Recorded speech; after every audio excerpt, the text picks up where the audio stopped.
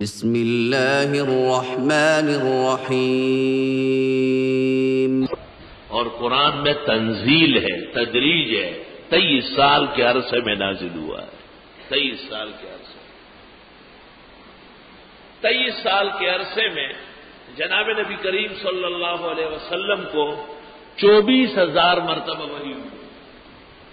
24,000 اور قرآن کی آیتیں کتنی؟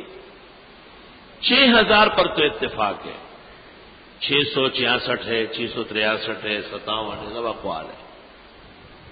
تو اس سے پتہ چلتا ہے کہ 24,000 مرتبہ وحی آئی اور اس میں 6,600 مرتبہ قرآن مجید ایک ایک آیت سمجھ لیں، تو بقیہ جتنی رہ گئی ہے وہ سنت اور حدیث ہے۔ اس لیے قرآن کی آیات تو ہزاروں میں ہے لیکن احادیث لاکھوں میں ہے۔